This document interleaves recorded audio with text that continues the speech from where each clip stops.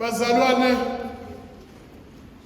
ngifisa ukuba sibheke ivangeli njengokuloba kukaMateyu. Ivangeli leli engikholwa sonke siyalazi inhlobo ezithiwe zoze lazalala akwangalazi lovisi.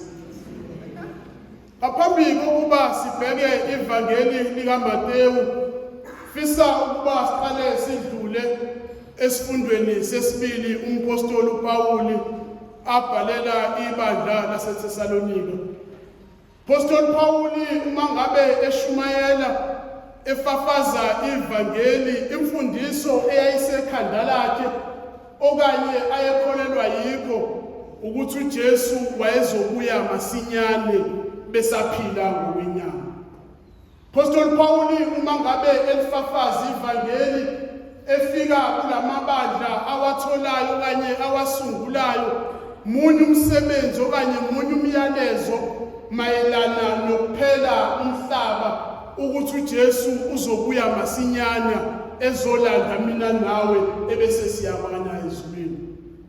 Apostoli Pawuli umyalezo lona awuphusha umshikashika njengolimi lwabasho. Wona umshikashika awuphushayo lo wevangeli mefike eKorinte, mefike eKolose, mefike eEfeso, mesibhala baseRoma, kanjalo ukuthi uJesu wayezobuya masinyane. Kepha isikhathi siyahamba, uyaphela unyaka, uyaqala. Lentsizwa kuthiwa izobuya nje manje. Senzophela more than 20 years. Sisanalelo themba lokuthi uzobuya. Umphakathi okanye ibandla laseThesalonika sikuyabahlupha lokhu ngaphakathi ukuthi naba abazalwane bethu ebesikhonza nabo, naba abazalwane bethu ebesuzwa nabo lo myalezo bayafa, siyabangcwaba imihla namalanga, kepha lo Kristo ebekuthiwe bazombona besaphila akakabuyi. Iyo lento esesusa uthuthuva okanye esusa ukudideka ebandleni laseThesalonika ukuthi lokho okuthe kuzokwenzeka nakho nathi siyaguga siba zimpunga silokho sishumayelile leli ivangeli lokuthi uJesu uzobuya masinyane, kepha kwenzeki siyakuthini manje.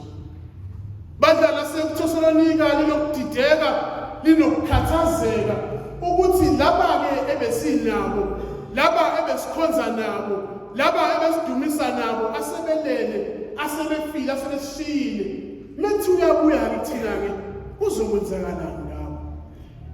Ukudideka lokhu abathi mangabe efika uTimothy ezobheka ibandla ukuba liqhubeka kanjani, ebese bayiphakamisa lezi zikhalazo zabo okanye lemibuzo yabo. Wathi nathi phela nini uJesu uzobuya, akabuyi. Osana niso abasekho sebehambile. Manje uzokwenzakala njani lapho? Asithi uyabuya kuthina ke namhlanje, manje laba bangasekho uzozalana lapho. Timothy mebuyela kuPawuli eyithula le ndaba, Pawuli usiyaliphendula ibandla njengoba sizwile esifundweni. Uthi ningakhathazeki ngalabo asebenishiyile. Ngoba mangabe uKristo ebuya uyaqala ngabo laba benze okuhle, ayabavusa ekufeni, anyukele kanye nabo bese nani emphilayo bese nyabajoyina nezulwini.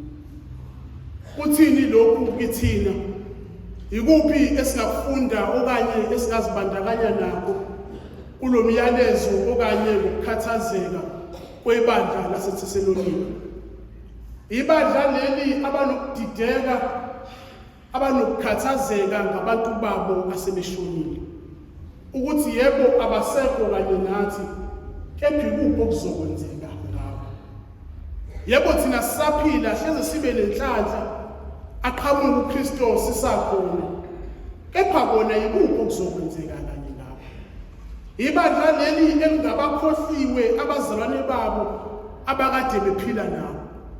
Ibandla leli elingabakhohliwe abazalwane akade bedumisa nabo. Ibandla leli elingabakhohliwe imindeni yabo esiyalala ukuthi kuzakwenzekalani ngabo uma ngabe uKristu esebuya. Mhlathi nathi ngesonto edlule ubaba usiphosele inselelo uthi njengoba singabafundisi abantwana ukuba bazocela amamisa becelela abangasekho, nami nawe mesishonile bazosikhohlwa. Leli bandla laseThesalonika alibakhohliwe abe bephila kanye nawo. Kepha mina nawe uma ngabe umyalezo singawutshayi kwabaphilayo, nathi siyohamba ngelinye ilanga bazosikhohlwa.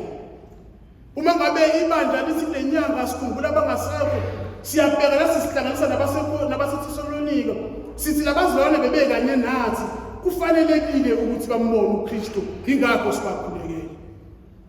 Ngifisa ukuba sibheke ivangeli njengoba bengishilo ngokuloba kukaMateyu, intombi ezilishumi ezinhlanu njani? Ngithini manje? Ngithini manje? Ezinhlanu njani?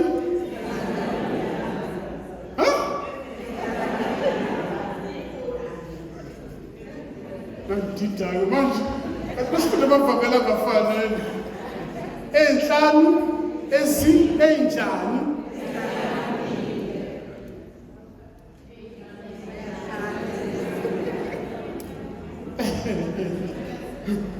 Ezinhlanu eziyizula nezinhlanu ezihlala. Kodwa kwasela kwalalo. Isikhathi esiningi lezi ntombi eziziwula sesishaya indiva zizula vele by the way. So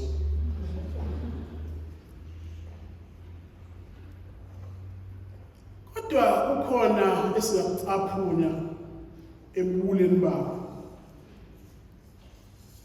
Cabanga ukuba kukhona esingakufunda ebuleni babo. Oqala lezi ntombi ezinhlanu ekuthiwa zaziziwula, nazo zinenjongo, zinesifiso, zilangazelela ukuba zimbone umyeni. Ekuhambeni kwazo nazo ziyashisekela uma ngabe ziya emshadweni, ziyashisekela ukuthi nathi siyafuna ukumbona umyeni. Kodwa ekuhambeni kwabo benza iphutha, abaphathi amafutha esingathi anele amaniki ngokwanele.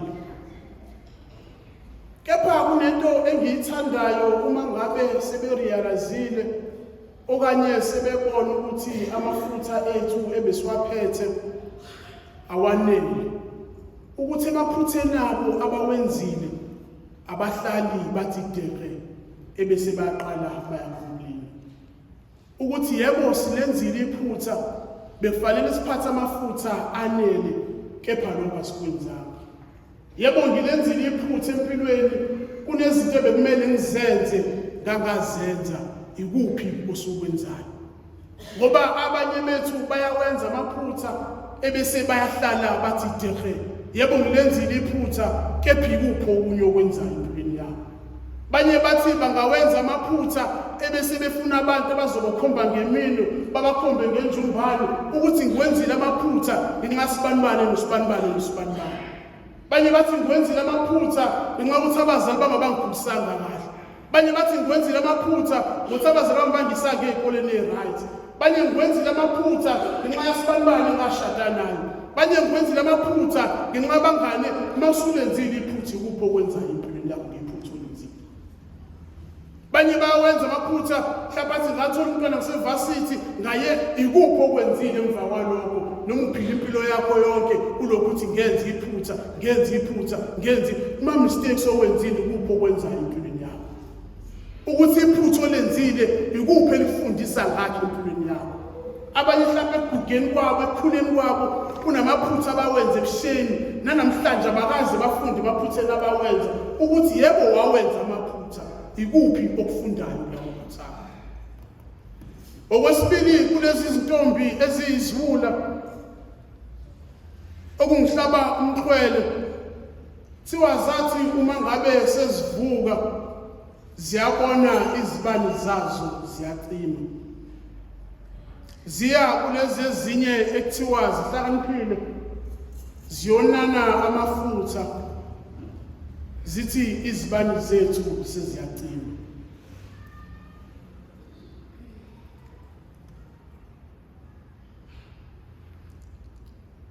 Kunabanye okanye kuyaye kwenzeke uthi ukhonza umdumiso uNkulunkulu, kepha isibani sokholo lwakho sisiyacima. Banye bathi angisakhonza, angisathandazi ngale ndlela engangithandaza ngayo, angisakholwa ngale ndlela engangikholwa ngayo, angisamdumisi uNkulunkulu ngale ndlela engangimdumisa ngayo. Isibani sakho sesiyacima. Uyabona isibani sakho sesiyacima. Hlezi ukwenza kwakho uyabona yini ukuthi isibani sakho sesiyacima? Mhlawumbe ukukhuleka kwakho nokukholwa kwakho akusawenzi umehluko empilweni yakho ngoba ubona ukuthi isibani sakho sesiyacima. Ukuthi nomuntu kumele asibhekisise, abuke impilo yakhe yokholo, ngakuba isibani sami sisavutha yini noma sesiyacima. Mhlawumbe ngisawufakile lo mhlangano, kepha isibani sami sesiyacima, asisavuthi. Mhlawumbe ngisahleli nomshado, kepha isibani sami sesiyacima, asisavuthi. Mhlawumbe ngisahleli kuleli bizelo, kepha loyo thisekele enganginayo ekuqaleni ayisekho, sesiyacima isibani sami, konakelephi, asisavuthi. Okwesithathu engifisa ukuba sikubheke okanye sibuke kulezi zintombi eziziwula iziphukuphuku uqobolwa. Phelele igama lesizulu. Lezi zintombi asitshelwa evangelini ukuthi zinokuzisola okumangalisayo. Lezi zintombi ziyazibuza enhlizweni zazo ukube amafutha besiwaphathile, ngabe simbonile umyeni. Ukube besazi ukuthi umyeni uzobambezeleka, besophatha amafutha ngokwanele. Fisa ukuba sibheke lamazwi, ukube bengazi bengizokwenza ngendlela yahlukile. Ukube bengazi ukuthi amafutha azomphelela, bengizokwenza ngendlela yahlukile.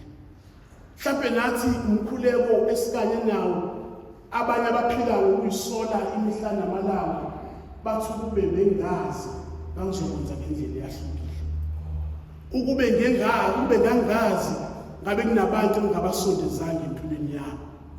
Ukube ngangazi ngabe kuney'nqumo engingayithathanga empilweni yami. Ukube ngangazi ngabe kunezindawo engingayihambanga empilweni yami. Ukube ngangazi ngaba ngiyanga kuloya muzi, namhlanje nginesifo esingalapheki. Ukube ngangazi ngangeke ngizinikele kuloya muntu. Ukube ngangazi ngangeke ngimzalele isibani bami.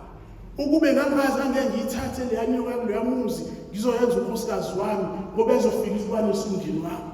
Ukube ngangazi ngangeke ngivume ubaba ukubathatha amalobola loya muntu. Ukube ngangazi ngangeke ngimshade umyeni osephenduka ibhokola emzini wami. Ukube ngangazi ingane zabo ngizoyikhulisa ngenye indlela, hayi ngale ndlela engiyikhulisa ngayo. Ukube ngangazi ngabe kuney'nqumo engingayithathanga empilweni. Ukube ngangazi ngabe kunezinto engingazenzanga empilweni. Ukube ngangazi ngabe kuney'ndawo engingayihambanga empilweni. Abanye baze bafe benokukhalaza, benokukhomplela ukuthi ukube ngangazi ngaba ngenzanga ngendlela engenza ngayo empilweni.